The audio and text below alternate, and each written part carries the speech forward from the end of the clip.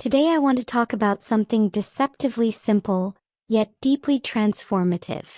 Stop waiting. Stop waiting for other people to be ready before you live your life. How often have you heard yourself say, "I'll travel once someone joins me," or "I'll go when my friend has time," or "I'll do that fun thing once someone wants to come with me"? We've all said it. And in saying it, we risk losing pieces of our own life. Fragments of joy we may never get back. Imagine asking yourself instead, why am I waiting? What am I afraid of?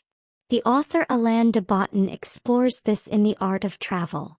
He invites us to reconsider why we travel, not just where we go. He reminds us that travel is not about perfection or having the right company. It's about observation, wonder, and self-discovery. Waiting for someone to want the same itinerary, the same pace, or the same excitement sometimes becomes an excuse to stay comfortable and safe. And yet life waits for no one.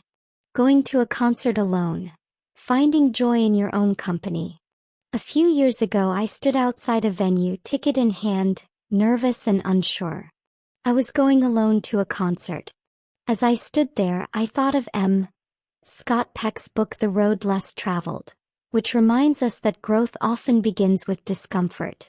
Peck writes about the courage it takes to face life without illusions, to confront fear and take responsibility for our own happiness.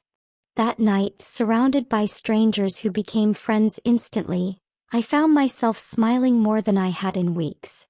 I realized I didn't need someone else to amplify the experience. I just needed myself and a willingness to show up. Life doesn't demand perfection, it demands presence. Taking yourself out to a fancy dinner. Liberation in solitude. Think about this. A candlelit table, your favorite meal, the anticipation of every bite savored. Yet so many of us feel awkward about this. Why does dining alone feel strange when every other part of life tells us to embrace individuality?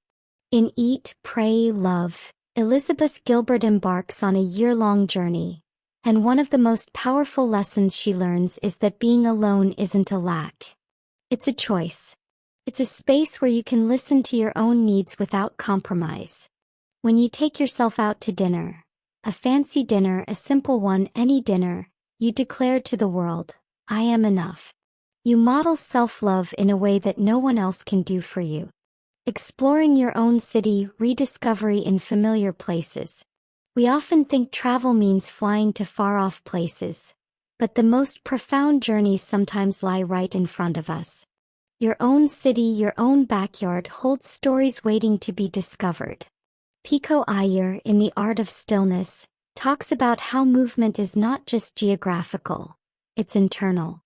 Real travel, whether to Quito, Tokyo, or your local museum, shifts your perspective.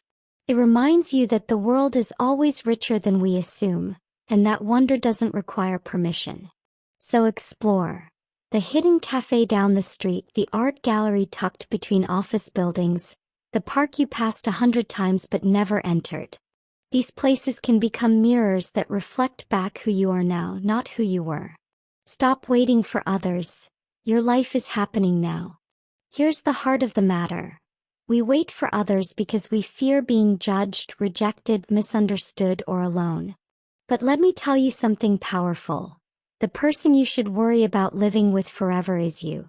In her book Wild, Cheryl Strayed recounts her hike on the Pacific Crest Trail after personal loss and heartbreak. She didn't wait for companions. She didn't wait for permission. She walked, at times painfully, at times joyfully, alone. And in that solitude she found a strength she never knew she had. Life doesn't wait for consensus. It doesn't care about timing or convenience. It unfolds whether you choose fear or courage. So what does it really mean to stop waiting? It means choosing action over hesitation. Choosing your own experience over the perfect companion. Choosing to meet life, not tomorrow, not someday, but now. Live your life, don't postpone it. If you truly want to travel, travel. If you want to see that show, buy the ticket. If you want to enjoy your own company over dinner, reserve that table. If you want to explore your world, near or far, step out the door. The real tragedy isn't being alone at a concert or a cafe.